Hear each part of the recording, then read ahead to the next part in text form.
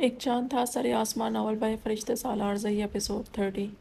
ساری رات وہ بے چین رہا، عجیب سی وحشت نے اسے گھیرے رکھا۔ چہرہ دوسری جانب موڑتا تو دل خراب ہوتا اور انہیں دیکھنے کو جی چاہتا، اور اگر دیکھنے لگتا تو پھر سے دل بے چین ہونے لگتا۔ اسے آج احساس ہو رہا تھا کہ اس نے کیا کھویا تھا اور کیا پایا تھا۔ منیہا کی آنکھ کھلی تو فجر کی اذانیں ہو رہی تھی۔ وہ چند پل تک سمجھ نہ پائی کہ وہ کہاں ہے۔ بہت دیر بعد اسے سمجھ آئی تھی۔ فراز ٹانگیں پھیلائے آدھے بستر پر پھیلا ہوا تھا۔ جلال بیٹھے بیٹھے سو رہا تھا، اس کی گردن ایک طرف کو لڑکی ہوئی تھی۔ منیہا نے گہری سانس دی۔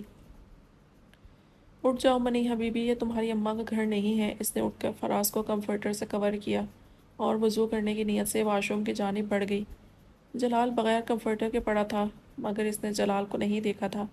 اب اتنا بھی محبت کا سمندر ٹھاٹھے نہ مار رہا تھا کہ وہ بے چین ہوتی رہتی۔ آرام سے وضو کر کے آئی اور نماز کے لیے کھڑی ہو گئی، مگر بمشکل 1 منٹ ہوا تھا اور فراز اٹھ کر اب دھاڑے مار مار کر رونے لگا تھا۔ جلال ہڑبڑا کر اٹھا، اس قیامت صغریٰ کی وجہ سے جاننے کی کوشش کی، پھر اس کا ذہن فوراً اس تبدیلی کو سمجھ گیا۔ کیا ہوا ہے فراز؟ اس نے ہاتھ بڑھا کر فراز کو تھامنا چاہا اور وہ چپ ہو گیا، اب منہ بنا کر اسے نیم اندھیرے میں دیکھ رہا تھا۔ کیا ہوا ہے آپ کو؟ سو جاؤ۔ جلال کو یاد تھا کہ اسے آپ کہنا ہے، اسی لیے نہایت ادب سے اسے سلانے کی کوشش کی، مگر اب وہ اسے بغور دیکھ کر پھر سے رونے لگا تھا۔ یہ عجیب سی صورتحال تھی۔ کیا ہوا ہے فراز؟ آرام سے۔ سلام پھیر کر وہ بھی آ گئی تھی۔ یقیناً فراز ڈر گیا تھا، نئی جگہ کو سمجھنا اس کے لیے مشکل تھا۔ کیا ہوا ہے فراز؟ وہ پیار سے بولتی اسے گود میں اٹھا چکی تھی۔ میں نے بھی مصلح پڑھنا ہے۔ وہ خفا تھا، اس کے سینے سے لگ گیا۔ اچھا اچھا ٹھیک ہے، پڑھ لینا، لیکن روئے نہیں۔ وہ اسے گود میں لے کر وہیں جلال کی جانب پشت کر کے بیٹھ گئی تھی۔ وہ حیران تھا۔ ابھی آپ بیٹھو، میں پڑھ لوں پھر آپ پڑھنا۔ تھوڑی دیر بعد وہ اسے وہیں چھوڑتی اٹھنے لگی تھی۔ نہیں۔ وہ صاف انکاری تھا۔ صبح صادق کے وقت وہ ایک پکا نمازی بنا ہوا ہوتا تھا۔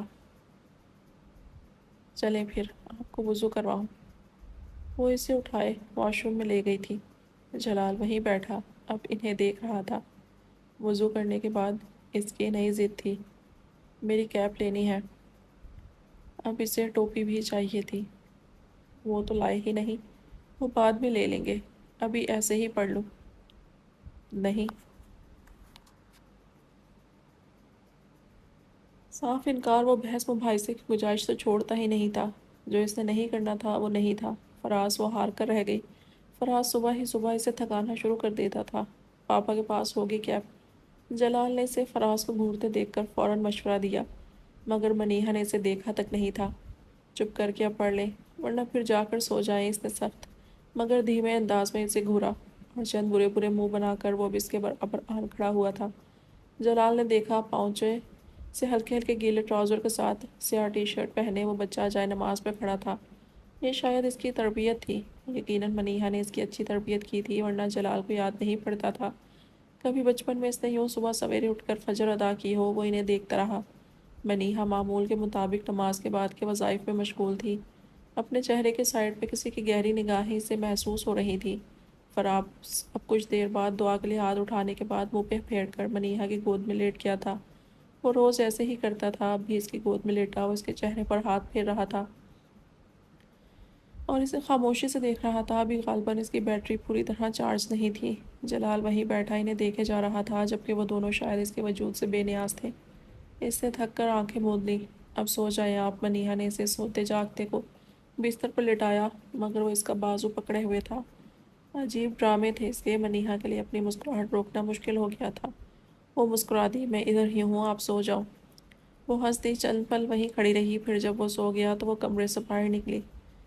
گھر میں تو اماں کے ہاتھ کا بنا بنایا ناشتہ مل جاتا تھا، مگر اب یہاں ایسا ممکن نہیں تھا، تو وہ کچن میں آ گئی۔ کچن ویران پڑا تھا۔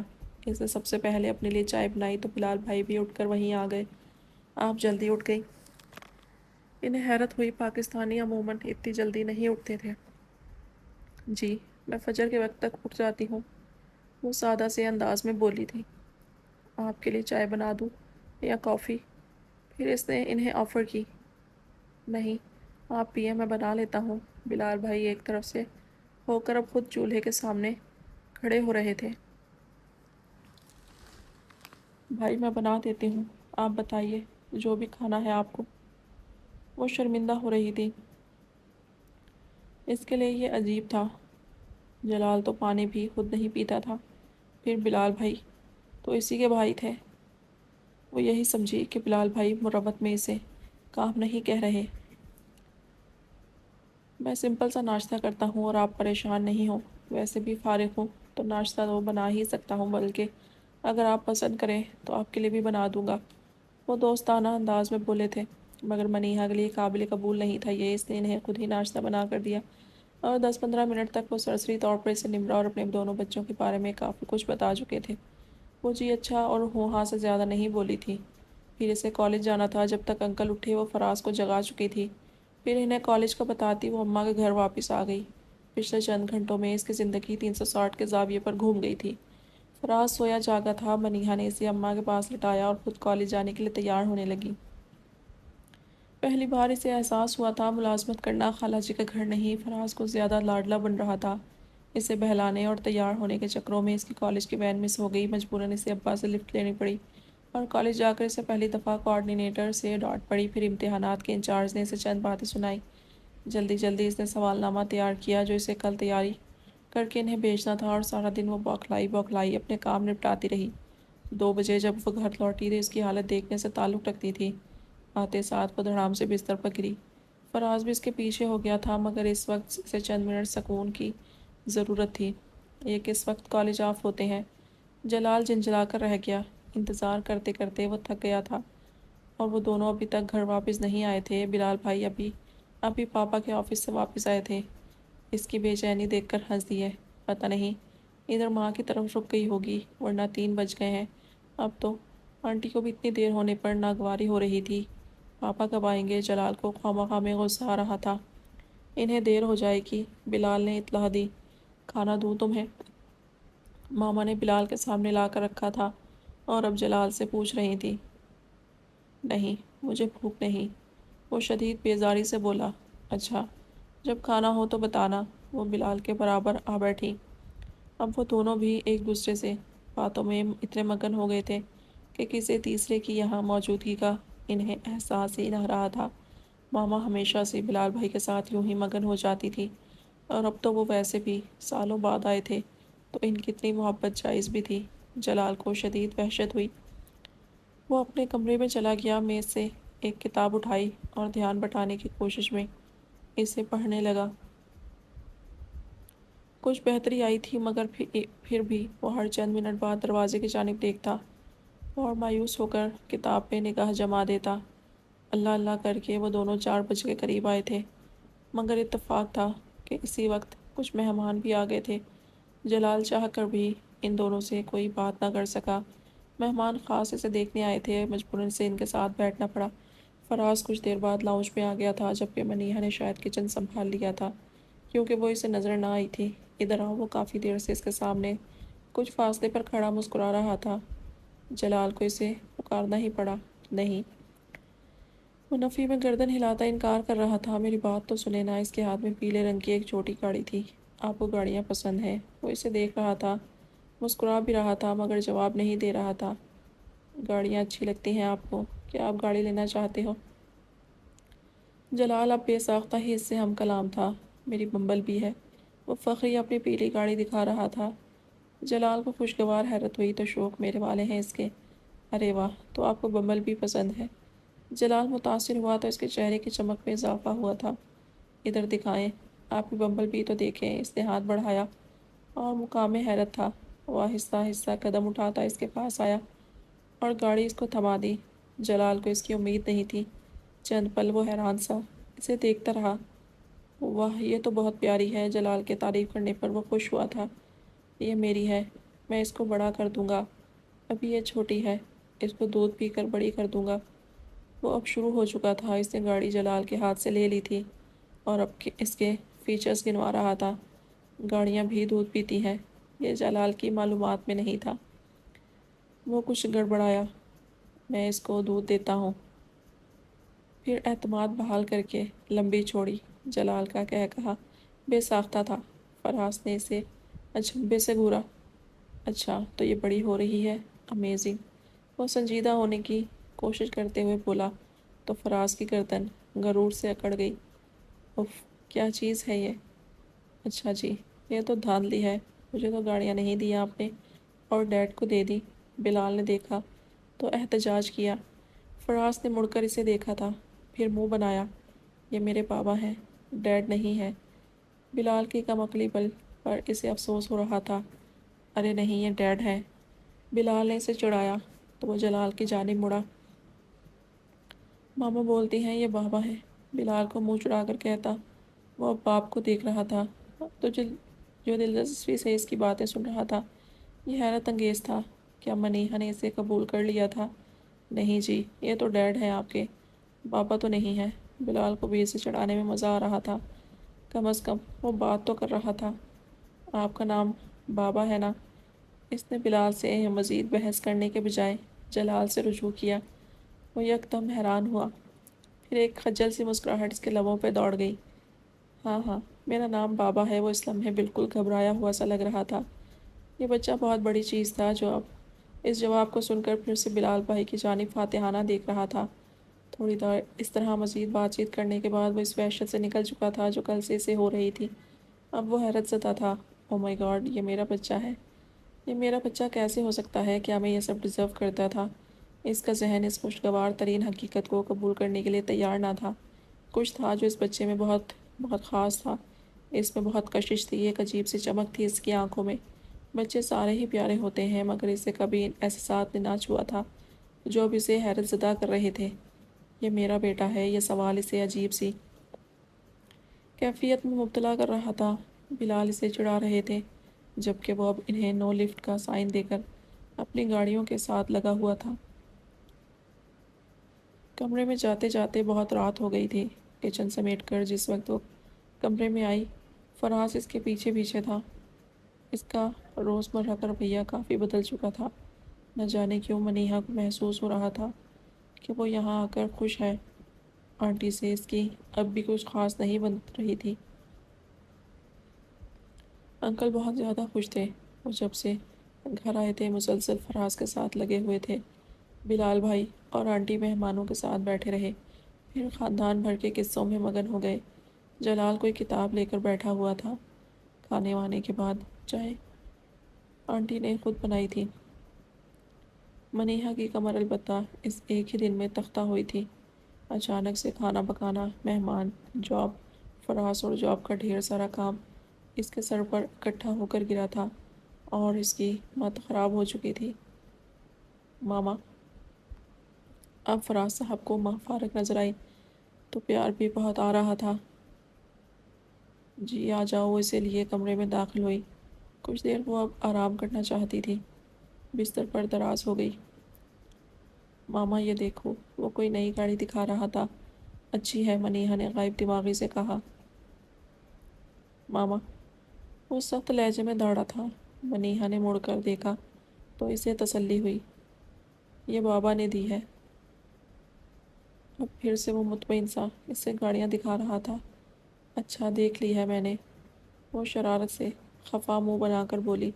فراز کو ذرا سی توجہ ملی تو وہ کھل اٹھا تھا۔ ماما گھر چلیں؟ اب اسے واپس گھر چلنے کا خیال آ رہا تھا۔ کون سے گھر؟ اب یہی رہنا ہے، وہ ٹھنڈی سانس بھر کر رہ گیا۔ فراز سے زیادہ خود کو باور کروا رہی تھی۔ نہیں، سیمون کے پاس جانا ہے، وہ لاڈ سے بولا۔ اللہ خیر، سیمون کی اتنی قدر کہاں سے ہو گئی آپ کو؟ عموماً اس کی سیمون یا کسی کے ساتھ بھی زیادہ نہیں بنتی تھی سوائے ماں کے۔ سیمون کے پاس جانا ہے، وہ واؤ کو لمبا کھینچ کر بولا۔ ابھی تو ماما بہت تھک گئی ہیں، اتنا کام کیا ہے، پیپرز بھی چیک کرنے ہیں۔ منیہا نے اپنی مجبوری سے سمجھانا چاہی، مگر وہاں کوئی سمجھنا چاہتا تو سنتا نہ۔ نہیں ماما، وہ بستر سے اتر کر نیچے کھڑا تھا۔ مطلب وہ تیار تھا۔ فراز، میرا بیبی ایسے نہیں کرتے، ابھی سب پہر میں تو آئے ہیں۔ نہیں، وہ ناراضی سے چیخا۔ اوکے، میں آپ سے بات نہیں کر رہی۔ وہ بھی خفا ہو گئی۔ اب وہ اسے پھٹنے سے قبل والے انداز میں منہ بسوڑتے ہوئے دیکھ رہا تھا۔ اگر کوئی اور ہوتا تو وہ لڑنا شروع کر چکا ہوتا۔ یہ منیہا تھی، اسی لیے وہ صرف منہ بسوڑتا دیکھ رہا تھا۔ منیہا نے اسے اپنے پاس بلانا چاہا مگر وہ نہیں آیا۔ ٹھیک ہے، تو میں بھی ایک لڑکے سے بات نہیں کر رہی، میں بھی ناراض ہوں۔ میری بات نہیں مانے گا تو میں ناراض ہو جاؤں گی۔ اس نے کنکھیوں سے اسے دیکھا جو خفا سا اسے گھور رہا تھا۔ میں ناراض ہوں ایک لڑکے سے، اب اپنے ساتھ نماز بھی نہیں پڑھاؤں گی۔ وہ اسے سنا رہی تھی یا دھمکا رہی تھی، مگر وہ نہیں دب رہا تھا۔ تبھی وہ جو بیڈ پر پھیل کر گری ہوئی تھی ہڑبڑا کر اٹھی۔ جلال کمرے میں داخل ہوا تھا۔ منیہا نے سنبھل کر رخ موڑ لیا۔ کیا ہوا؟ جلال کو فوراً ہی صورتحال کی سنگینی کا احساس ہوا تھا۔ منیہا نے کوئی جواب نہ دیا، اسے یہ بے رخی شدت سے محسوس ہوئی تھی۔ فراز، وہ ڈمی بنا اکڑ کر کھڑا تھا۔ کیا ہوا آپ کو؟ جلال نے ویل چیئر اس کے قریب جا کر روکی۔ وہ ناک منہ پھلائے گہرے سانس لے رہا تھا۔ منیہا وضو کرنے چلی گئی تھی۔ فراز، اس کے لہجے میں بہت نرمی اور محبت تھی۔ نہ جانے اتنی محبت کہاں سے آ گئی تھی۔ کیا ہوا؟ جلال نے اس کا بازو چھوا۔ آپ، وہ ناراضی سے غصیلے انداز میں بولا۔ کیا؟ میں کیسے ہو گیا؟ مگر اب وہ کچھ لمحے منہ بسونٹنے کے بعد دھاڑے مار مار کر رونے لگا تھا۔ ارے ارے، کیا ہوا فراز؟ کیا ہوا ہے؟ جلال بوکھلا گیا تھا۔ کیا ہوا؟ پاپا بھی باہر سے گزرتے ہوئے آ گئے تھے۔ پتہ نہیں، رونے لگ گیا ہے۔ کہیں میری وجہ سے تو نہیں رونے لگا؟ جلال کو پریشانی نے گھیرا تھا۔ کیا ہوا؟ منیہا بھی باہر آ چکی تھی۔ وہ مسلسل رو رہا تھا۔ جلال کا چہرہ ہونک پن لیے ہوئے تھا۔ منیہا نے اسے یوں دیکھا کہ جلال کو لگا وہ اس پر شک کر رہی ہے۔ میں نے کچھ نہیں کہا۔ یہ ایک دم سے رونے لگ گیا۔ وہ لاشعوری طور پر وضاحت دینے لگا۔ پاپا اسے اٹھا چکے تھے اور اب بہلا رہے تھے۔ کبھی کبھی وہ چھوٹے بچوں کے جیسی حرکتیں کرتا تھا۔ اوکے، اب چپ کر جائیں آپ۔ چند لمحوں بعد منیہا نے اسے اٹھایا تو وہ جو بے انتہا آنسو بہانے میں جتا ہوا تھا فوراً اس کی گود میں جا کر چپ ہو گیا۔ ہوا کیا ہے اسے؟ انکل نے سکون کا سانس لیا۔ کہہ رہا ہے ادھر نہیں رہنا، منیہا نے قدرے توقف کے بعد کہا۔ جلال جو شرمندگی محسوس کر رہا تھا چونک گیا۔ انکل کو بھی یہی فکر تھی کہ وہ یہاں ایڈجسٹ نہیں کر پائے گا۔ لیکن کیوں؟ فراز تو میرا بیٹا ہے، اس نے تو میرے ساتھ رہنا تھا نا۔ نہیں، میں ماما پاس رہنا ہے، وہ فوراً بولا۔ مبادا انکل اسے لے ہی جاتے تو پھر رو کیوں رہے ہو؟ ماما تو آپ کے پاس ہے نا۔ انہیں فکر ہونے لگی تو وہ بہلانے کو بولے۔ یہ دیکھو، اور تم نے اپنی چیزیں تو بابا کو دکھائی ہی نہیں۔ وہ منیہا کے سینے میں سر چھپائے منہ بنا رہا تھا۔ اب نہیں آئے گا۔ انکل کافی دیر اسے متوجہ کرنے کی کوشش کرتے رہے، مگر اس نے تو جیسے قسم کھا لی تھی کہ نگاہ تک نہیں ڈالے گا۔ منیہا کو کہنا ہی پڑا۔ اچھا چلو، اب دیکھو کیا کرتا ہے، رات کو تنگ نہ کرے کہیں۔ وہ کچھ دیر وہیں کھڑے رہے، پھر چند باتیں کر کے واپس ہو لیے۔ چلو اب آپ بیٹھو، میں نماز پڑھ لوں۔ منیہا نے اسے بستر پر اتارنا چاہا۔ اس نے سر اٹھا کر دیکھا، جلال ابھی تک ویل چیئر پر تھا اور نہ چاہتے ہوئے بھی انہیں ہی دیکھ رہا تھا۔ جب سے وہ لوگ سامنے آئے تھے سوائے انہیں دیکھنے کے وہ کچھ کر بھی نہیں رہا تھا۔ نہیں، آپ بیٹھو۔ وہ تیار نہیں تھا۔ ویسے بھی صبح سے منیہا نے اسے نہیں اٹھایا تھا تو اب یقیناً اتنی آسانی سے جان چھوڑنے والا نہیں تھا۔ میرے پاس آ جاؤ آپ، جلال نے اسے آفر کی تو فراز نے اسے دیکھا اور پھر سے اس کے چہرے پر شرمیلی مسکراہٹ آنچ سجی تھی۔ میں ماما پاس سوتا ہوں۔ چند پل جلال کو بغور دیکھتے رہنے کے بعد اس نے منیہا کو دونوں ہاتھوں سے پکڑ لیا تھا۔ ماما آپ بھی سو جاؤ، وہ بستر کی طرف اشارہ کر رہا تھا۔ منیہا شدید خجل ہوئی، اسے گھور بھی نہیں سکتی تھی۔ آپ سو جائیں، میں نماز پڑھ لوں۔ وہ اپنی ساری تھکن اور رہ جانے والے کام فراموش کر بیٹھی تھی۔